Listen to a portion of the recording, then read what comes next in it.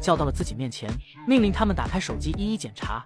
检查完没发现任何问题，为了保险，把这5个人暂时关押了起来，又重新找了5个人去办此事。雪茹，你之前不是网歌员吗？看看这几个人有认识的不？其他几个我不清楚，但是这个男的我知道，他叫黄叶，之前犯过事，出来后属于街道重点关注对象之一。我带着叔叔上门过，所以印象很深。嘿嘿，你算是帮我大忙了。老爷，你想干什么啊？玩个游戏，狼人杀。末世第45天，徐斌多次偷袭我未能成功，我只用一个反间计就搞得对方鸡犬不宁。黄叶，我自认为平日里对你不错吧？何止是不错，老大对我是特别好，我这辈子最幸运的事情就是遇见您。哼，那你为什么还要背叛？怎么可能？老大，我没有啊！徐斌懒得废话，直接开枪。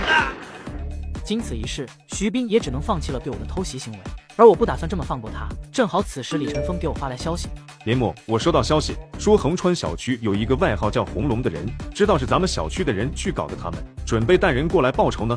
嘿嘿，来得正好，我再给他们加把火，你帮我联系上对方的领队。林默，你想做什么？我让他们跟徐斌干一仗，你等着吃肉就好了。约莫1个小时左右，李晨风发来了一个号码。林默，我找横川小区一个居民首领要来的。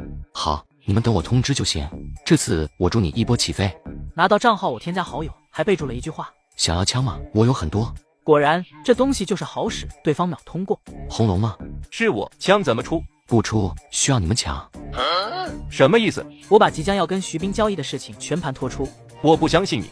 我跟徐斌这伙人有过节，你们也一样，算是咱们共同的敌人。我把枪械取出来，拍了些照片，然后又把跟徐宁宁的聊天记录发给了他。这回对方不淡定了。什么时候交易？晚上10点，8号楼楼下，我会把枪交给他们，你们看着部署吧。到了10点，我坐在监控旁。早在1个多小时前，横川小区那边就出来一帮人，这个所谓红龙的团体，竟然就是那个非主流青年剧。此时，徐斌带人来到了楼下，我将装有武器的袋子扔了出去，当然一发子弹都没有。老大准确无误，看看都有没有子弹。徐宁宁上过当，提醒了一句，不过没等检查呢，突然红龙带人冲了出来，打了徐斌众人一个错乱。徐宁宁见状，第一时间就低着头跑了。徐斌带着小弟也冲了出去。这时我给李晨风发去信息，去徐斌物资点埋伏好，留守的人出去支援，你们立马冲进去，把物资第一时间转移走。徐斌找到一个门锁损坏的屋子躲进去，然后急忙拿出手机摇人，而我不会给他这个机会，给红龙发去消息。徐斌目前躲在7号楼704。收到消息的红龙当即命人冲了上去。徐斌听到声音，反应也是足够快，带着2个小弟一顿冲锋枪把对方压制住，然后朝着楼上跑去。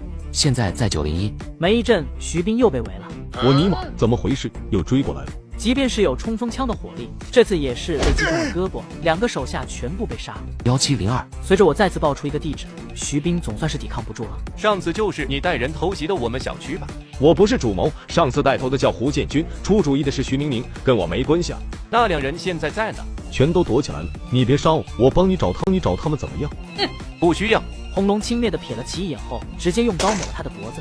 战斗持续了近3个小时，徐斌整个团队都被打散了，除去被杀的，剩下的都不知道跑到了哪里。林默，你特么的出卖我们！我出卖你吗？你可别乱说，我不是那种人。哼，放你妈的屁！他们怎么知道我们会在这个时间交易？我也不清楚啊，也许赶得巧。你以为我会信？为什么不信呢？我要是真想出卖你，那你现在躲在10号楼101的消息，肯定会第一时间告诉他们了。你怎么知道我在这？你派人跟踪我了？我说了，我有很多眼线。林默，只要你别出卖我，你想怎么样都行。我不想怎么样，咱俩井水不犯河水就行。因为刚拿下徐斌的地盘，红龙的人全部留在了这边，以防万一。直到几天后，才将一部分人撤离回了原小区。2地进行分管，红龙的是血帮瞬间得到了非常大的提升，手头宽裕后，更是来了一波招兵买马。加入是血帮，享受免费的1日3餐，月度还有额外物资补贴。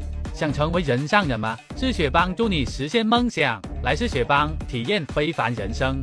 而此次最大的受益者则是李晨风，拿下了徐斌整个物资点，又趁机接收了徐斌残余的部分势力。现在是要人有人，要物资有物资，尝到甜头的李晨风决定誓死跟随我。末世第50天了，自从小区被外来帮派占领后，倒也相安无事。张子涛和李晨风都被我收入麾下，张子涛负责销售物资，帮我赚积分，李晨风则是暗中发展势力。姐，我好想你啊！怎么了？可盈，是出什么事情了吗？爸妈昨天晚上出去寻找物资，可是直到今天早晨都没回来。他们以前从来不这样的，这回肯定是出事了。什么？姐，我该怎么办啊？苏可卿也不知道自己能做什么，只能看向我。你把你现在的地址给我发过来，我让人去接你。至于叔叔阿姨那边，我再另行想办法。你是姐夫？是我。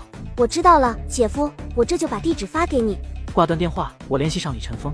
老李，帮我去接一个人，在东湖区盛和小区，再打听2个人的消息。什么？东湖小区离这里得有40公里呢？也难怪李晨风这么惊讶，现在室外温度已经60度了，就算夜间也有将近50度，长时间行走，人肯定受不了的。嘿嘿，不要慌，我给你弄辆车，现在是不是好办多了？车？你还有车？老板，你没跟我开玩笑吗？暴雨过后，现在路面上的汽车基本全报废了，根本找不到能用的。没错，还是一辆装甲车。老板，你真是太牛掰了！你把3个人的信息给我吧。好，一会儿到我楼下取车。不一会儿，李晨风带着几个小弟出发，有车效率就是高，3个小时就把人接回来了。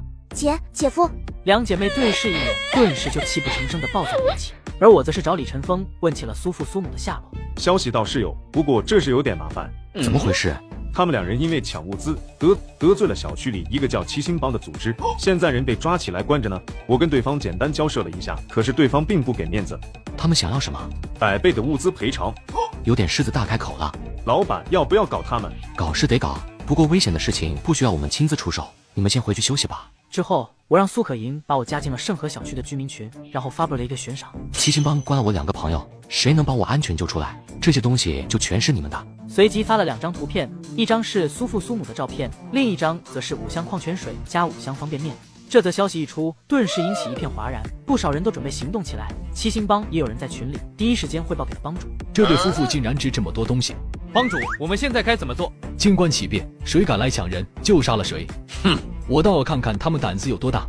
晚上，由于苏可盈的到来，小屋多少显得有些拥挤了起来。我心想着是该换个大房子了。另一边，七星帮外出的人员频繁遭遇袭击，小区内的赏金猎人已经彻底疯狂。特么的，别让老子抓到你们，不然腿给你们卸了。然而这仅仅只是开始，随后的几天，他的帮派就像是巨大的奶酪，时不时就被路过的老鼠叼一口。老大，咱不行就把那2人放了吧，再这么下去，兄弟们真受不了啊！帮派狗头军师苦着脸提了提建议。废物，都是一群废物，他们会偷袭，你们就不会反抗吗？老大，主要是这帮人太油了，打一枪就走，要么就是藏在暗处，朝着人扔个燃烧瓶，根本防不住。最关键的是人太多了。既然如此，咱们也发悬赏，比他多不就行了？这个没戏的帮主，大家伙根本不知道从哪冒出来的，完全打听不到任何信息。这还不简单？接着审讯那对夫妻，别人不知道，他们难道还不清楚吗？老大，从昨天开始就一直在审了，这俩人嘴巴硬得很，再弄恐怕就搞死了。硬的不行，可以来点其他招啊，这还用我教你吗？我知道了，帮主。审讯室里，说不说？不说的话，你的老婆可要遭殃了。你这个畜生，有本事杀了我，别用这些下三滥的招。是啊，我就是畜生，所以你得害怕。最后一个机会了。别，你们住手！我说。苏艳龙，你怕什么？老娘下辈子再嫁给你就是了。对不起。苏艳龙咬着牙将苏可卿所在的小区名字透露了出去，但具体位置他也不清楚。这边得到消息的翟天浩也没犹豫，我拿出了悬赏物资，他直接翻了倍。看着群里的消息，我猜到是苏父苏母那边透露的，不过也没往心里去。还敢跟我拼物资？嘿嘿，光吃的有什么意思？再加一辆面包车，看你怎么玩。这一下简直就是降维打击。悬赏加注后，七星帮这边面临的已经不单单是赏金猎人了，还有其他帮派，压力巨大。女友父母被抓，我发布超高奖励悬赏任务，不费一兵一卒，险些把对面团灭。林默是吧？是我，怎么称呼？翟天浩。原来是翟帮主，找我有什么事？那2人我可以放了，咱们之间的恩怨一笔勾销，怎么样？翟天浩真顶不住了，他的帮派天天都有人在被偷袭，还有好几个团伙想趁机吞掉他。翟帮主说关就关，说放就放，你拿我当什么了？怎么，你不同意？我为什么要同意？那你不怕我给他们杀了吗？杀，赶紧杀！到时候我悬赏再翻10倍，直接要你翟帮主的人头，相信会更刺激。翟天浩郁闷无比，绑了对中年夫妻，怎么就走到这步田地了呢？那你说怎么才能解决？说之前，我先跟翟帮主确认一下，那2人目前没什么是吧？受了点小伤，人没事。行吧，人给我放了。另外再赔给我一笔精神损失费，我们之间的恩怨就算一笔勾销。精神损失费？你跟我这抢钱的？是啊，怎么翟帮主不乐意？林默，你别太过分，是他们2个人先抢的我物资。然后呢？当初我的人可是先跟你谈的，你不同意和平解决，所以才走到这一步。你怎么样？答不答应？你要什么东西？简单，你用来悬赏我人头的那些物资都给我就行了。什么？这太多了。你这话有点意思，给别人行，给我就太多了。合着我在你眼里不值钱了是吧？我没这意思。行，这事我可以答应你，但你得保证后面不找我麻烦。我保证不找你麻烦。好，人我给你，物资也给你，你派人来接他们吧。等我信就行。接人的活肯定还是李晨风去办。爸妈，你们这是怎么了？妈没事，倒是你爸，他们虐待你们了？他们想逼问出你的下落，打了你爸一天一夜，还想对我行不轨之事。你爸为了保护我，才把你的地址告诉他们了。爸妈对不起你。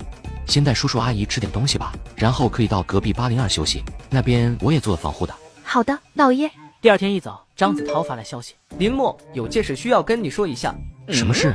我每天在地下车库，总感觉有人在盯着我，可能看我每天售卖的物资太多，想打我主意了。知道是什么人不？不确定，但是我感觉是嗜血帮的人。好，我知道了。你还像往常那样，其他的交给我。不一会儿，张子韬来到地下车库，我从监控里看到，一路上几个点都有人在暗中观察他。小五哥，老大天天让咱们盯着这个胖子，究竟想干什么啊？这小子每天那么多物资，肯定是想打他主意呗。那直接绑了他不就得了？没那么简单，这小子的上线是林默，林默那家伙，多少人搞他都没成功，老大在等机会呢。红龙这家伙，表面一套背后一套啊，果然不是个好让人拿捏的主。林默，人和物资我都已经给你了，你给我发的悬赏是不是该撤了？为什么要撤？什么意思？你耍我？翟帮主，我是不是说人要完好无损的？你特么都把人给我打成那样了，还想相安无事吗？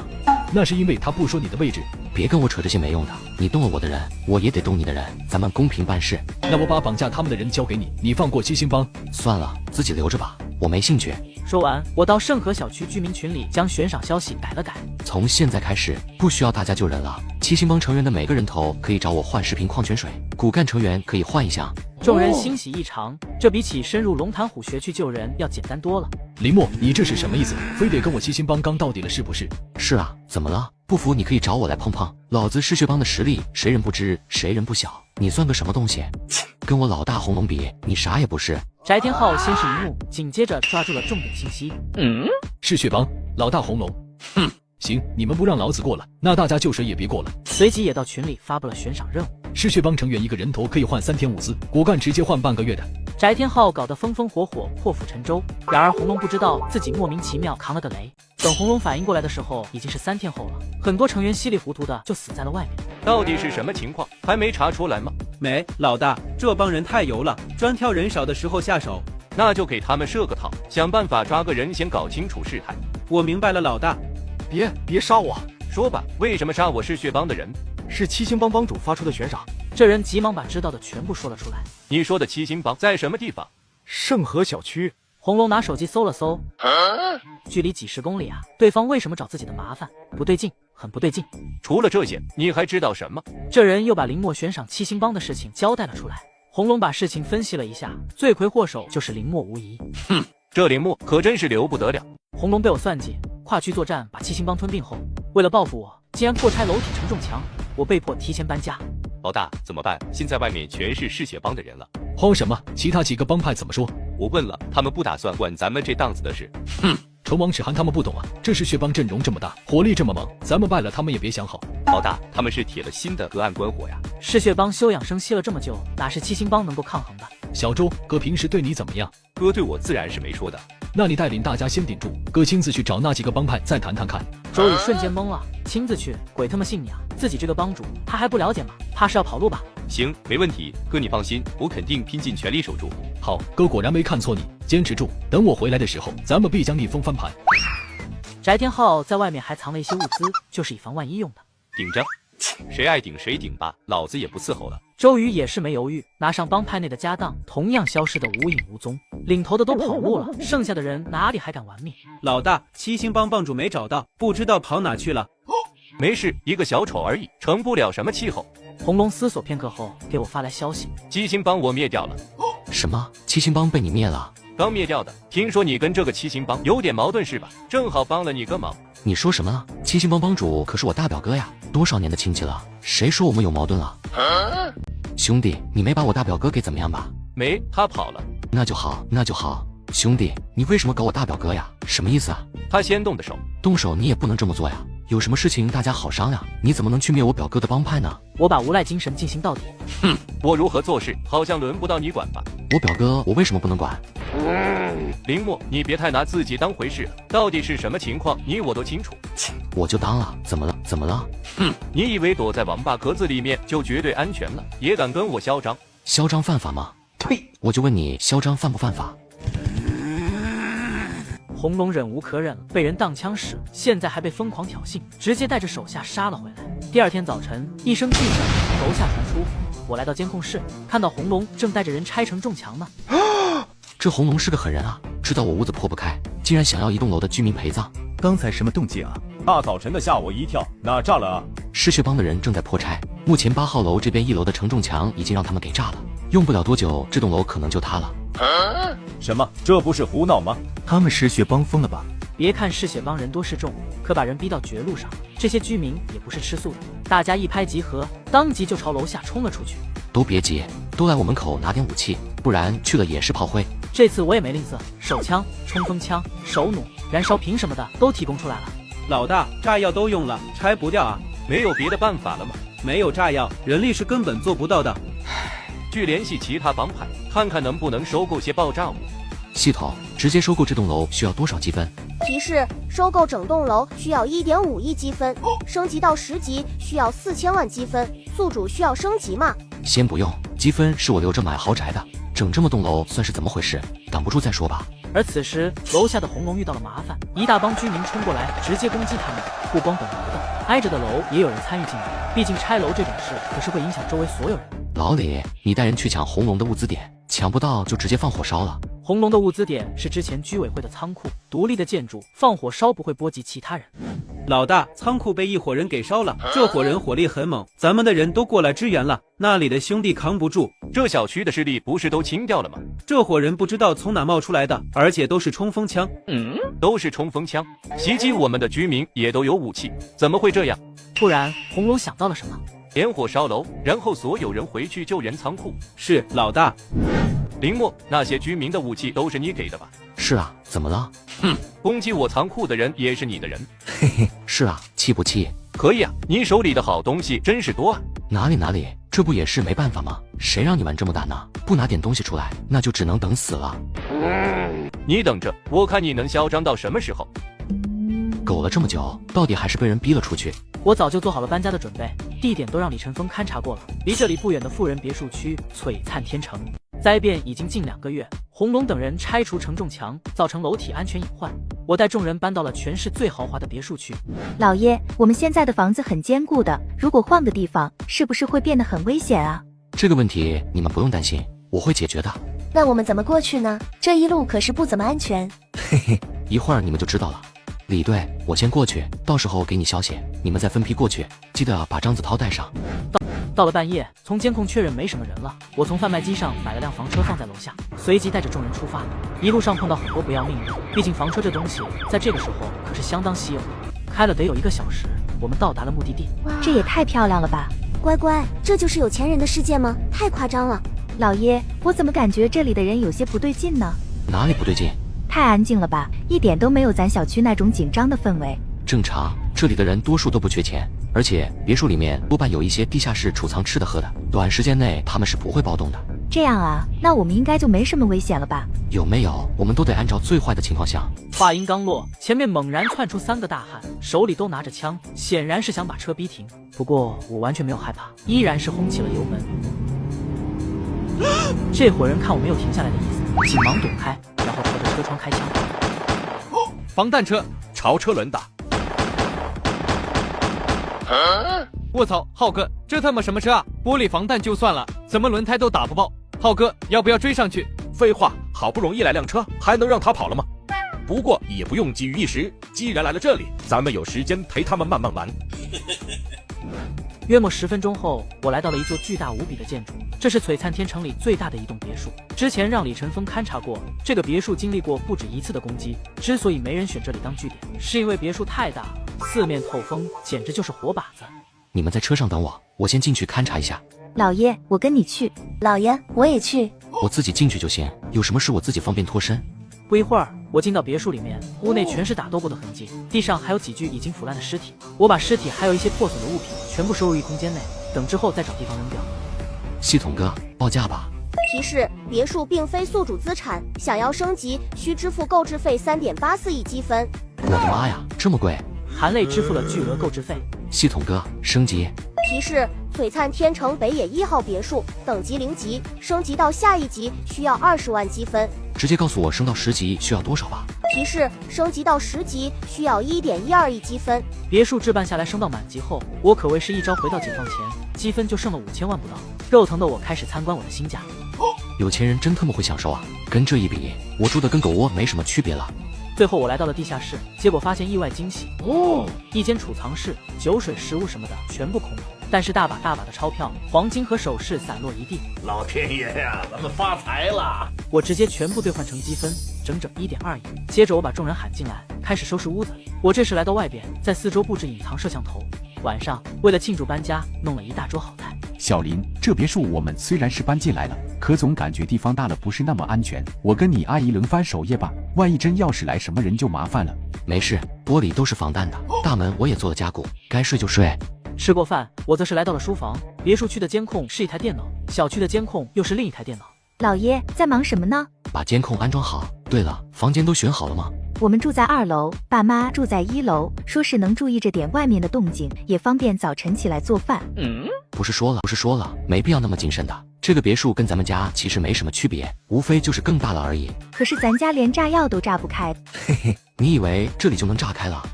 老爷，我和雪茹打算学一些战斗本领，有事的时候可以帮到你。哦，这主意不错，到时候你们就是我的贴身保镖。以前空间小，没有训练的条件，能力也发挥不出来。现在是时候展现真正的实力了。深夜，众人疲惫了一天都已入睡。这时手机响起了警报声，有人摸过来了。我带着众人搬到了新的庇护所，豪华独栋大别墅。结果当天晚上就遭到外人入侵。我来到3楼书房，因为3面都是玻璃，攻击和防守都比较合适，所以当成了监控室。夜色之下，摄像头拍得很清楚，来的不是别人，正是白天遇到的那伙人。这帮人还挺会找，竟然挑到了北野1号这块地。哼，这别墅看着是大是好，可到处漏风，都不如选个小的，至少防守起来也容易些。就这脑子，跑过来有什么用？老样子，分别从窗户进入，见到人直接干掉。其他几人没意见，都是老手了，点点头后就朝着各个方向冲去。周浩刚来到正门这边，就看到换上新玻璃的门窗，虽然有些奇怪，但也没多想，直接用刀子手柄砸了上去。这他妈的是什么情况？楼上，我看着监控中的6人行迹，微微一笑，打开了书房的小窗，拿出弓弩，对着一个伙计扣动了扳机。一声惨叫，其余几人闻声来不及多想，急忙找了个地方隐藏好。此时，苏彦龙夫妇一人拿着一把水果刀，准备应对这未知麻烦。你快上去喊小林，我守着。好。赵立春快速跑到了3楼，正好看到我拿着手弩对第3人出手。小林，你这是干什么呢？防守啊，人家都上门了，咱不得迎客吗？阿姨还以为你不知道呢。放心吧，有报警装置的，真有什么大问题，我会下楼喊你们。此时，王雪茹也跑了过来。老爷，我来帮你吧。你帮我？会用手弩吗？不会。枪呢？也不会。什么都不会帮我什么？快去睡觉吧，回头我教教你再说。好吧，那我跟着老爷看看总成吧。随你吧。而此时屋外还剩2人，周浩此时是一个头2个大，对方躲在哪，如何袭击的他们，全都一无所知。犹豫片刻，快速朝着大门口跑去。我冷笑一声，拿出冲锋枪，直接对其就是一梭子，当场毙命。然后躲在花丛后的另一人也没幸免。好了，阿姨，没事了，回去休息吧。好，那阿姨就先下去了。什么情况？我听着怎么还有枪声呢？小林开的，给外面那几个人都打死了。小林手里还有枪？是的，手弩也有，那玩意杀伤力也不小。苏彦龙此时看着自己手里的水果刀，简直就是笑话。我上去跟小林谈谈，让他也给我一把枪。等下，你别去。怎么了？咱俩跟小林相处的时间不长，你上去要枪，他也未必肯给。为什么？难不成我还能害他不成？我闺女都是他的人了。话是这么说，可现如今老丈人算个屁呀！亲爹亲妈都能给孩子卖了，你觉得他会在乎这些吗？咱又不是那种人。谁说你是了？不过总得慢慢来，不是？他要是相信你，到时候肯定会主动给的。在此之前，你可千万别犯愣，到时候整得心存芥蒂，岂不是让闺女难做？好，我知道了。次日一早，我走进地下室，从贩卖机里购买了大量物资，然后把地下室门锁上。这个举动意思很简单，除了我之外，谁也不能进。下午，苏彦龙主动找上了我。小林啊，你看看咱爷俩是不是先去外面走走，看看能不能找点物资。苏彦龙倒是没别的想法，就是看着天天消耗太大，怕坐吃山空。行吧，那就出去走走，一人一辆车，遇到事情电话联系。咱爷俩不一起吗？分头行动吧，或者叔叔你跟阿姨一起也行。不多时，2辆车子驶离别墅，我直接来到山后的一片小树林，准备躺一会儿，然后带一车物资回去交差。闲着无聊，便给红龙发了个信息：兄弟，我一点事都没有，你这细狗不怎么行啊？你现在在呢，敢不敢告诉我？怎么打算追过来弄我呀？哼，你不是狂吗？不敢说。我知道你很急，但是你先别急，这事有点复杂。我长话短说，此事说来话长。别尼玛跟我扯没用的，地址给我。来吧来吧，璀璨天城北野1号别墅。好，很好，你给我等着。怎么又是这话？那我只能说，不来你是我孙子。红龙一帮人过来，势必会引起本地势力的关注，到时可以借力打力。嘿嘿，小样的，这次我要让你有来无回。末世第2阶段，60-70度的高温已经持续1个多月了，而我开着装甲车，吹着小空调，来到了一个破烂不堪的别墅门口，观察了一会儿，确定没人后，我下车走了进去。别墅地上3层，地下2层，挤住个180人应该没什么问题吧？系统，这栋别墅购置费需要多少？提示：璀璨天城北野5号别墅，购置费需要9600万，升到满级需要4200万。好家伙，直接要把我家底掏空啊！这栋别墅离我的1号别墅最近，我置办下来，打算培养一个我自己的护卫队。全部办妥以后，设置了大门的密码，回到车上。就剩1000多万积分了，又该苦命的赚积分了。然后给李晨风发去信息，我把地址透露给了红龙，估计这2天他就会过来。老板，需要我怎么做？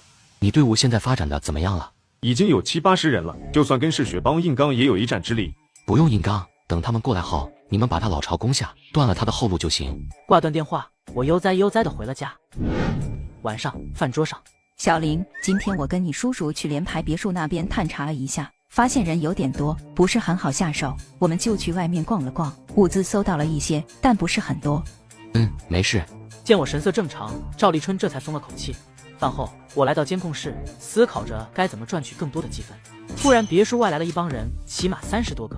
这帮人装备齐全，话都没说，当即就要破门而入。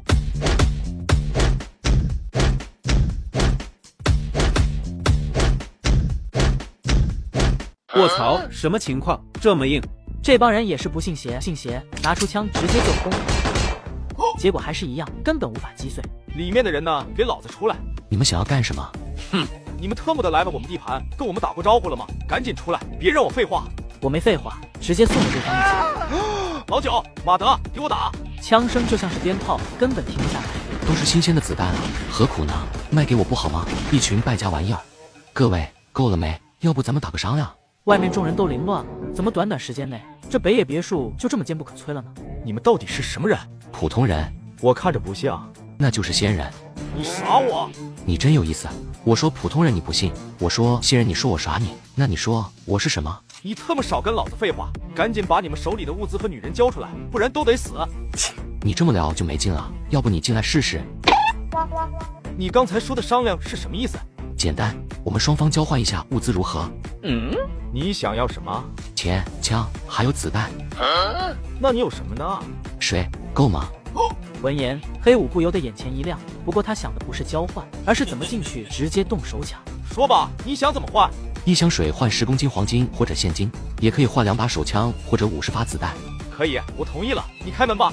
我看这老小子依然不是很上道，也懒得废话，拿起冲锋枪对着外边扫射起来。外面的黑五没想到他们这么多人围，对方还敢开枪。老大，现在怎么办？先把2辆车开走，其他人给打掩护。我也没继续攻击，而是兴致勃勃地看着他们5刀装甲车。你小子干嘛呢？还没完是吗？老大，这车子用的好像也全是防弹玻璃，还有车门结实的不像话，根本打不开啊！打不开那就推着走，总之得给我弄回去。小林，他们要把车弄走，我们该怎么办啊？嘿嘿，没事，让他们弄就是了。然后我对着外面喊话：你们竟然敢把我的车抢走，都给我等着，等我嗜血帮大军过来，把你们这些小区里的蝼蚁全灭掉。我把庇护所搬到了别墅区，结果被好几伙人盯上，还抢走了我的装甲车。接上集，南野别墅区，沙皮狗组织的老大郑国峰正听着小弟汇报情况。老大有发现，您还记得前几天来的那2辆车吗？记得。怎么了？黑五的人好像是把对方做掉了，那2辆车现在都在他那里。这货下手倒是挺快的。行，我知道了，喊上人，咱也过去看看。联排别墅这边，黑五指挥着小弟拆车，18般武艺进出，怎么撬都没戏。忽然看到郑国峰一群人正往这儿来了，众人赶紧停下，拿起了武器。嚯，黑五什么意思啊？不欢迎我？你来干什么？别墅区的3个帮派，虽然明面上井水不犯河水，但实际上都恨不得直接吞了对方。这不是见你弄了点好东西吗？开个价成不？给我来1辆。给你？哼，不可能。怎么就不可能？格局小了，我给你整2个明星的妞玩玩，怎么样？自打别墅区失衡后，曾经高高在上的女人都被郑国峰圈养起来，其中就包括一些女明星。老子没兴趣喝你的洗脚水。都什么时候了，你还玩上清高了？那我拿物资换，成不成？物资？你能拿多少？100斤。哼，你想屁吃呢？这可不是简单的车，整车可都是防弹的。200斤。300斤。另外，你得把赵雅琴给我。赵雅琴，你不是不愿意喝老子的洗脚水吗？哪这么多废话？给不给吧？给不给吧？就问你。给，不就是一个女人吗？我还能少你的？没一阵，小弟就把物资和女人全部送过来了。对了，提醒你一下，这车有点结实，我们目前还没打开车门。不是我说黑五，你这帮手下也太废物了吧，一个车门都打不开。是有点废物，你可以试试看。半晌后，郑国峰脸色阴了下来。黑五，你耍我？我可没耍你，是你自己要求换的。我他妈换的是正常的车，这打不开车门怎么开？能这么简单打开？你以为我还会卖这点东西吗？我不管，车子不能开，你得把东西还给我。哼，还你个鸡毛！退货你就别想了。不过我可以告诉你哪里有钥匙。钥匙说说看。开这2辆车的人目前住在北野1号，他们的手上有车钥匙。北野1号，你没把这帮人杀了？打了一仗，不过对方人挺多的，没全杀死，还剩下几个。身后手下顿时听呆了，明明是大败而归，好不好？老大坑起人来真是毫不留情。再提醒你一句，这帮人好像是一个叫嗜血帮的，听那意思是这2天准备过来把咱们别墅区给吞了。别墅里，我正在教几人练习射击，突然手机警报声又响了起来。这帮人怎么没完没了呢？只是暴露2辆车而已，瞅瞅引来了多少人。来到监控室，这回不等对方靠近，我直接架起2把冲锋枪。等进入我的射击范围后，我直接疯狂扫射起来。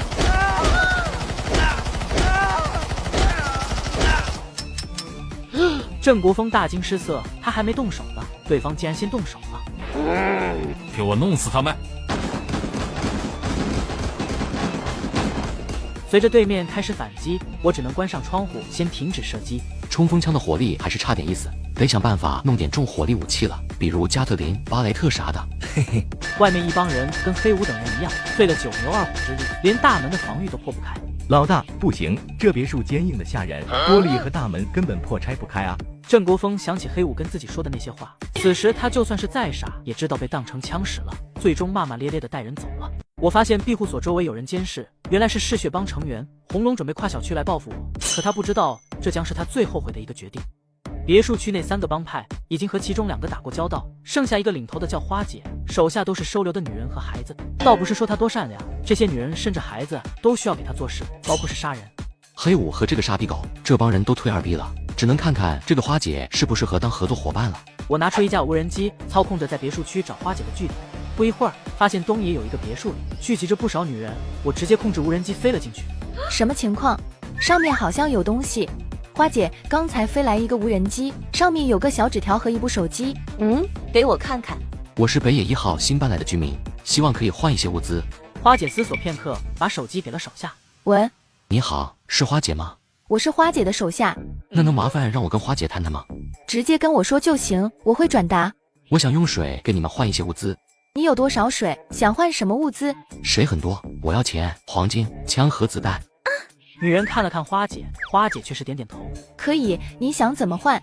我把之前跟中兴帮说的条件又重复了一次。可以，怎么交易？明晚8点，你们来北野1号这边吧。好。女人答应下来，挂断电话。姐，我感觉对方像是个骗子。怎么说？外来的那些人都是穷逼，巴不得给咱这边的别墅洗劫一空，怎么可能会有这么多的水？而且他居然还要钱，那玩意儿有什么用？他不是想要引咱们过去吧？也未必，对方连无人机翼都有，手上有点资源不是正常的事情吗？哼，是真是假，到时候让人探查一下就知道了。次日，吃过早饭，我照常来到监控室，发现别墅周围有人在盯梢，不像是别墅本地的人呢，看着还有些熟悉。当我注意到几人的头发，瞬间就明白了。小样的，你以为换了马甲我就认不出了吗？嘿嘿，看样子老朋友要来了。没错，门外正是嗜血帮的成员，虽然换了身衣服，但是头上显眼的杀马特让人一眼就看出来了。老大，兄弟们传信回来，说林默那小子确实在璀璨天城。他身边能有多少人？不超过10个。但是老大，我们去那里，当地的势力会不会找我们麻烦啊？到时候跟他们沟通一下，说清楚，我们只找林默一个人。况且咱们去这么多人，他们肯定不会轻易对咱们出手的。红龙信心十足，只不过他想不到的是，我早已经把坑挖好，就等着他来跳。下午，红龙集结好人马，出发璀璨天城。别墅这边，郑国峰和黑武同时收到了小弟传回的消息。你确定对方自称嗜血帮的人？是的，说是叫红龙，是嗜血帮的老大，说过来是找林默解决私人恩怨的。哼，去他娘的，他们都是一伙的，糊弄谁呢？想混进来，趁咱们不注意，里应外合吧。黑武挂断电话，又给郑国峰打了过去。北野1号那伙人说的嗜血帮过来了，你知道吗？收到消息了，说是有50-60人。这时候咱们可不能内讧啊，一家出点人，先把他们解决吧。行，我出30人。我也出30，我再联系东野那娘们。我用嗜血帮名号拉仇恨，使本地帮派暂时放弃内斗，联合起来一致对外。而红龙还傻傻的准备过来收拾我呢。一场大战，红龙惨死，带来的人一个不剩，就连原小区的残余势力也被李晨风斩草除根。北野别墅这边，红龙带着人正在外面叫嚣：“林默，你个小崽子，出来啊！怎么看我过来了，你当起缩头乌龟了？”我没搭理他，看着监控。当看到别墅这边的人马都出动以后，我才开口：“红龙大哥，都是我的错，我就是想过过嘴瘾，没想到你真来了。”哼，现在说什么都没用了，你把物资都交出来，我可以考虑放你一条生路。真的吗？我交出物资，你真的能放过我？红龙一愣，这小子什么时候这么怂了？但也没多想，可能确实被自己吓到了吧。说到做到，你开门吧。我要是放你们进来，你肯定不会放过我。这样吧，我把院门打开，物资都扔下去，你们拿了物资就回去吧。那也行，你开门吧。我远程遥控打开院门，从楼上扔了几箱矿泉水和方便面。红龙等人进来，正在收集物资。这一幕正好被赶过来的本地帮派人看到，自然联想到我和红龙是一伙的。兄弟们，冲啊！弄死这些入侵者！红龙还没反应过来，就被冲过来的人包在了院子里，连跟对方对话的机会都没有，只能被迫反击。一时间，双方人马杀得昏天黑地，而我们几个坐在窗边兴致勃勃地看着这场大戏。老李，你那边动手吧，完事之后等天黑了，按这个路线来这个地址。我给他发了一份避开哨岗的线路，然后继续观战。此时红龙已经绝望了，被人堵在了院子里，一点办法都没有。但由于只有一个门，对方倒也不好强攻，因此陷入了僵持。这么打多没意思，嘿嘿，我给你们加点火。我拿出雷管，一个接一个的往下扔，反正炸死谁我都无所谓。而门外双方人员就有些懵逼了，都以为是对方扔的雷管，紧接着又开始混战，都杀红了眼。战斗持续了半个多小时，红龙最后被冲进来的人乱枪打死，全军覆没。而本地3个帮派总共90人，也只剩了20-30个，现场简直像是人间炼狱。连排别墅这边，大哥去了30个兄弟，就回来7个，人数明明占优势，为什么伤亡还这么惨？本来我们把对方都围在院子里面，占着绝对的优势，后来不知道谁没完没了的扔炸弹。什么炸弹？是的，而且不像是对方扔的，因为他们也被炸死了不少人。黑武一脸疑惑，过了一会儿，突然想到了什么。北野1号别墅，你们攻没攻进去？看见那小子了吗？没有。大战结束后，3个帮派的人都直接撤退了。此时，黑武想起红龙当时说的找林默是个人恩怨。特么的，我们应该是上当了。那小子是借刀杀人啊！老大，那现在怎么办？哼，这个亏不能白吃，先派人去那里盯着，我们从长计议。晚上到了跟花姐约定的交易时间，别墅3个帮派当中，别看花姐这边人居多，但比另外2伙人更有压迫感，而且还是唯一有车的帮派。姐，我们真要跟这家伙交易吗？他不像是个省油的灯啊！今天这是明显是他一手策划的。哼，好一招借刀杀人，我倒要看看他还想耍什么花样。末世第75天，我为了升级武器配置，决定探索武警训练基地。接上集，晚上到了跟花姐约定好的交易时间，我们到了，里面的人出来吧。我打开院门，看到院子里我提前放好的30箱矿泉水，这帮人眼睛都直了。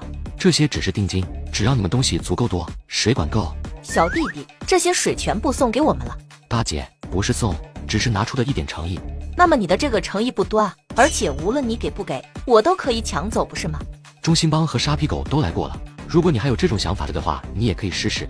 不过我建议你还是别这么做，咱俩合作，你能得到的绝对比你失去的要多。哼，所以你是在威胁我吗？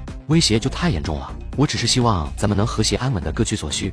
抱歉，姐不同意。花姐先是派人将矿泉水都搬走，然后挥手让众人开始破窗砸门，然后枪、炸药都用上了，结果还是一样。怎么样，还要继续吗？你到底是怎么做到的？想学，可我不能交给你啊。花姐也没多做纠缠，我们可以交易。交易？你打了这么半天，还指望我跟你交易？这怎么了？不打不相识吗？我原本以为你比那个中兴帮强点，不过现在看来也都是一丘之貉。对于你们这种人，我没兴趣合作了。小弟弟，你利用我们借刀杀人，我都没跟你计较，这次就算我们扯平了，怎么样？我也懒得太多废话，赶紧找个合作伙伴比较重要。行吧，不过黄金得翻倍，毕竟我可是被你攻击了，我的心灵很脆弱的。好吧，不过除了水，还有其他的物资吗？比如吃的以及药品。都有，价格和种类，后续我整理出一个文档发给你。可以。第二天吃完早饭，我坐在沙发上思索起目前的情况。这座庇护所毫无疑问非常坚固，防守问题不用担心。但是目前我的进攻手段有点跟不上，群伤手段是短板，是时候搞点大规模的杀伤武器了。目前末世都已经70多天了，虽然靠着系统过得挺安稳，但是马上就快到末世第3阶段了，有太多的未知变数，所以提升实力才是最重要的。最后我决定先到离得最近的武警支队，远一点还有特警与军队驻地，趁着末世第3阶段来临之前全都跑一遍。不一会儿，我开着装甲车独自出发。系统武器你没得卖，那一些高科技的东西有没有啊？比如测试忠诚度的东西。提示：有忠诚度手环，搭配超级 AI 系统，戴上后佩戴之人对宿主一旦有威胁，会马上制止。手环采用远距离无线充电技术，完全不用担心电量问题，并且佩戴者无法强行卸下。有这好东西，你怎么不早说？早你也没问啊！我竟无言以对。不过这东西对我来说确实很实用，给身边所有人佩戴一个，这样我就不用什么事情都自己做了，自己的秘密也不需要瞒着了。系统，这个手环需要多少积分啊？提示：一个手环1000万积分。这么贵？这属于最高科技产品，平时有钱都买不到的，在本系统这里不仅能买到，而且数量不限制。贵是贵，但是和安全比起来，还是物超所值的。此时我也发现一个问题，我对系统的认知太低了，系统的强大好像超乎我的想象。半小时后，我来到了武警部队训练基地，我放弃了主楼办公场地。又过了10分钟，我终于找到了军械库。大门竟然是开的，是武警们转移的时候忘了关，还是说在我之前已经有人先一步来过了？经过一番探查，军械库内部的枪械早就被人搜刮得非常干净了，就连储存弹药的库房里面连一颗子弹都没找到，不由让我的心里浮现出了一抹危机感。这些东西要是被私人势力搜刮走的，那就太可怕了。回家的路上，经过一个小区的时候，听到小区里正在进行激烈的枪战，听枪声明显不是简单的手枪之类的武器。于是我找到一个隐蔽的地方停车观察，发现一栋楼上竟然有个狙击手。竟然有狙击枪，这可是好东西啊！可是周围明显很多人，整不好得被打成筛子。思考了一会儿，突然想起我好久没用过的复制技能，这技能一天只能复制1次生命体，不就是这种时候用的吗？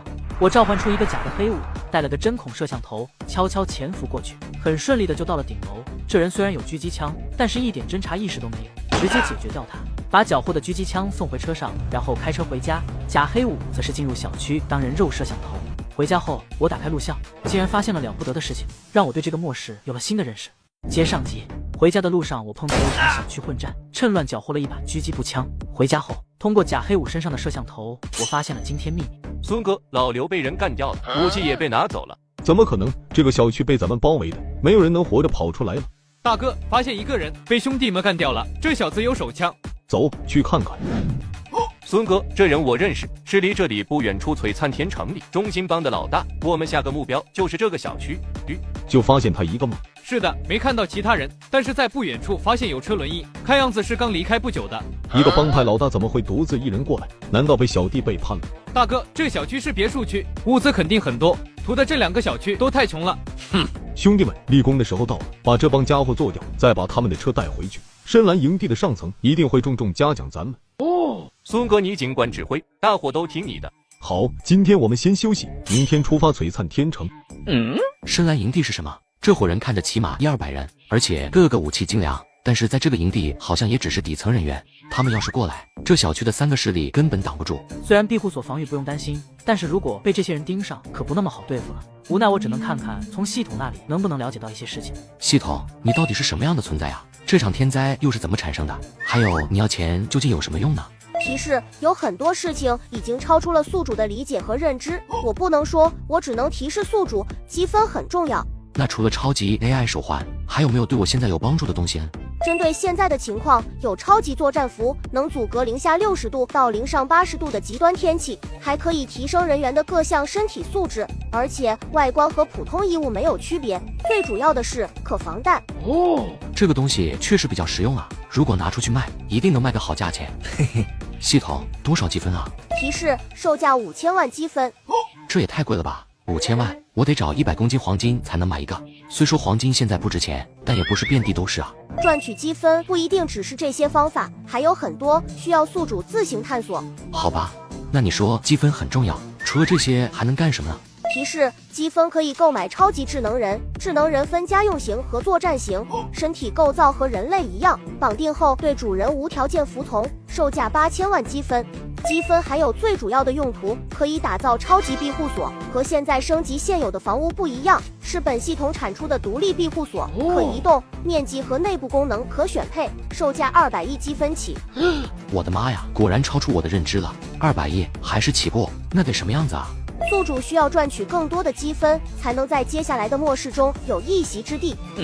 听你这意思，不止我一个人绑定了系统啊？糟糕，说漏了，不能再继续说了。系统，你出来啊！到底怎么回事？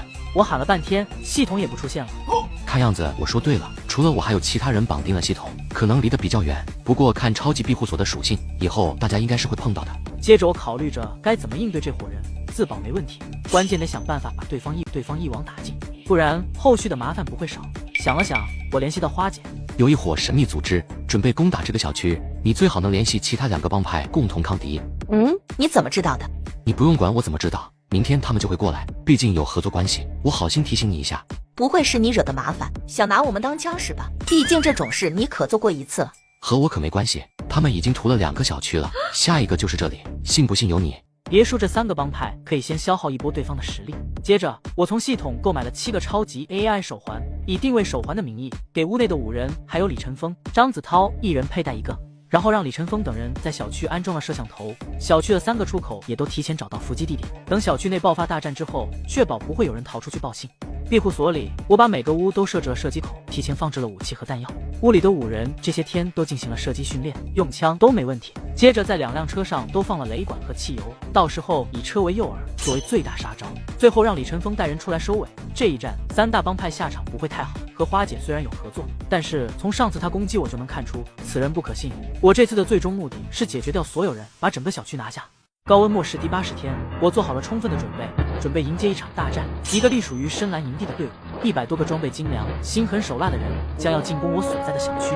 上午10点，花姐听从我的建议，联合其他2个帮派所有成员总共200多人，10点半外出打探的小弟回来汇报。老大，一支队伍正在往这里来呢，大概20分钟就到了。有多少人？拿的什么武器？少说有150-60人，大部分都穿了防弹衣，最差的也是冲锋枪。怎么可能？难道是军队？那倒不像，他们一个个都痞里痞气的，一点军队的样子都没有。好，知道了。2位，3个入口，我们1人守住1个，随时支援。好，这时候只能拼命了。这伙人可不简单，有2个小区都被他们屠杀殆尽了。10多分钟后，孙伟带着人来到了小区东门，指挥手下开始进攻。没想到刚进小区，就被守在这里的郑国峰埋伏，瞬间伤亡10多人，紧忙退出小区。我尼玛，被埋伏了！他们竟然提前做了准备。孙哥怎么办？他们竟然敢反抗！兄弟们，把这帮人给我往死了干！孙伟也是刚，带人硬生生把埋伏的人给打散。郑国峰带人赶忙撤退。花姐和黑五收到消息，也是第一时间过来接应。特么的，这帮人装备太变态了，我们这些小手枪根本不够看的。小区3个帮派，大部分人都是手枪，冲锋枪更是少得可怜。孙伟这帮人配置堪比军队，虽然开始被偷袭，但是火力的压制马上就反客为主。看样子我们只能打游击了，所有人散开，遇到人打几枪就跑。一开始效果不错，但是孙伟这伙人也是吃素的，毕竟都是亡命之徒，没一会儿就反应过来，随即发起了反击。干不过，完全干不过，装备差距太大了。是啊，我的人都打没一半了。我有个主意，把他们引到北野1号去。几人一致赞同，然后开始把孙伟往我这边引。他们的举动我通过监控看得一清二楚。这帮废物占了先机，伤亡大半，才弄死对面30多人。来吧，帮帮你们！不然变成单方面压制就没意思了。没一会儿，孙伟等人过来，瞬间就被门口的2辆车吸引。而此时我带着屋内几人开始攻击，一人占据一个射击口，虽然整不够，可好在对方人员密集，一轮射击下来，对方就打成一片，起码40-50人。孙伟也是气坏了。兄弟们，全力攻击这栋别墅，当所有人对我发起攻击，我关闭窗户，停止射击。大哥，这房子不知道为什么太硬了，根本攻不进去。那就想办法先把这2辆车弄走。看到外面人都围在了车旁，我远程遥控打开开关，车里的汽油瞬间被点燃，紧接着连环炮弹。虽然威力被装甲车阻挡了很多，但还是给对方造成不小的伤害，尤其是一些离得近的，被火焰瞬间吞没。此时，我给花姐发去信息：你们再不过来，我就扛不住了，到时候你们也别想好。北野1号那小子说他要扛不住了。这家伙也真是够生猛的，竟然炸了2辆车。是啊，咱们死了近100人，才干掉对面30多个，这小子自己就解决掉一半。现在对方被牵制了，我们过去偷袭，然后把这小子一起弄了。到时候他的房子归我。这次我们帮派贡献最大，理应拿的最多。你个狗东西，滚一边去吧！谁付出不大，我们中兴帮也死伤过半了。战斗还没结束，郑国峰和黑武就差点因为分赃不匀打起来。花姐看不下去了，你俩别吵了，趁现在赶紧过去杀他们个措手不及，等他们缓过来，死的可就是咱们了。2人这才停止了争吵，组织人员开始反击。出发前，花姐悄悄给我发的信息：你现在能跑就赶紧跑，黑武他们准备击退入侵者后，顺便把你收拾了。行，知道了。冲着你这句话，一会儿我饶你一命。花姐一愣，寻思这小子是不是疯了？北野1号这边，随着别墅帮派的到来，孙伟瞬间压力剧增。我趁这时候又是一个攻击。嘿嘿，这下双方应该势均力敌了吧？接着我给花姐也发了一条信息：一会儿你最好躲远点，不然误伤你可不要怪我。末世第80天，我在别墅区多方大战中获得最终胜利，缴获了大量枪支弹药。随之神秘的官方避难所也浮出了水面。接上集，孙伟虽然仗着武器精良，但是人员损失惨重，目前就剩了不到30人。撤退，撤退，想办法冲出去！孙伟带人发起了猛烈的冲锋，最后带着仅剩的10几人冲出了重围。而此时，黑武和郑国峰都以为我已经弹尽粮绝了，竟然掉头对我发起了攻击，都想第一时间抢占别墅。花姐则是退到了一边，没有动手。此时我通知李晨风开始行动。仅仅2分钟，李晨风带着人冲了过来。黑武2人哪里想到会有一批生力军，瞬间被围在院子里打。我则是朝楼下仍然烧瓶。仅仅10分钟就结束了战斗，以极少的伤亡团灭了2个帮派。此时不远处的花姐众人愣在原地，过了好半天，给我打来了电话。你提前埋伏好的。是的，你应该庆幸你听劝了，不然现在你没有机会给我打电话。你真的不杀我吗？我说过我会饶你一命，而且我还会给你个机会，你可以跟着我。跟着你？可是我大你10多岁呢。大姐想什么呢？我是说你带着你的人跟着我混。好，我同意。接着我让花姐来到院里，给了她一个超级手环戴上。过了一会儿，李晨风等人把孙伟几人带了回来。当时分成2队，另一队就是去围堵逃出去的孙伟等人。老板，就剩这几个了，其他的都干掉了。小子，你最好放了我，不然深蓝营地的怒火你可承受不起。你都这样了，还威胁我呢？哼！你确定要与我深蓝营地作对吗？你特么过来攻打我家，现在还反咬一口，难道要我打不还手吗？阁下，突然造访是我们的不对，我孙伟保证，只要你放了我们，你杀我手下的是一笔勾销，深蓝营地也不会再找你麻烦。你算个什么东西，也配跟我谈条件？哼！小子，你可要想好了，我们深蓝营地就算对上官方的避难所，都能够掰一掰手腕，与我们开战，你没有任何胜算。什么狗屁营地，没听说过。现在问你问题，老老实实回答，不然立马送你上路。你所谓的深蓝营地是个什么样的组织？深蓝营地是一个庞大的集团，食物、物资、武器储备都非常的充足。最开始有1000余人，后来慢慢收编了多方势力，如今总共得有3、4千人。你们的老大是什么身份？我们老大的身份很神秘，几乎没露过面，所以我们也不清楚。你们的装备都从哪里来的？这些可都是部队的东西。是因为我们营地搬空了武警驻地的兵器库。什么？是被你们搬走的？是的，但我们这些外围人员只分到一少部分，核心队伍的配置完全可以和官方避难所对抗。官方避难所又是什么？这个不太清楚，只知道是由官方成立的避难所，想进去需要邀请函，被邀请的都是一些达官显贵或者各方面的技术人才，普通人就不要想了。好，我能想到的就这些问题了，你还有没有补充的？我已经把消息都告诉你了，你能不能放过我们？嘿嘿，那要看你还有没有值你们这几条命的情报。好，我有一个储藏军火的仓库，我告诉你，你能不能放我们走？可以，你说吧。孙伟说出一个地址后，你确定没骗我？那里有没有人防守？没人防守，你可以现在派人过去查看。我要是骗你，你可以立马杀了我。好，我信你，你走吧。说完，我给了花姐一个眼神。孙伟刚走出院子，就被花姐带人拦住。你不是说放了我们吗？是啊，我说话算话，但是他们我可管不着，我们不是一伙的。花姐也没废话，直接开枪解决几人，然后我让众人打扫战场，清点遗留的武器。而我则是一个人前往孙伟所说的地址。到地点后，一仓库的武器弹药惊得我合不拢嘴，手雷、步枪、狙击枪，甚至连火箭筒都有。这帮家伙看样子有些头大了，要是带着这些东西去攻璀璨天城，还真不一定能团灭他们。接着，我把东西全部复制1倍，然后收入一空间内，返回小区，把几人拉倒，一起开了个会。一会儿我把武器分发给你们一些，我保证你们在末世里可以过得很潇洒。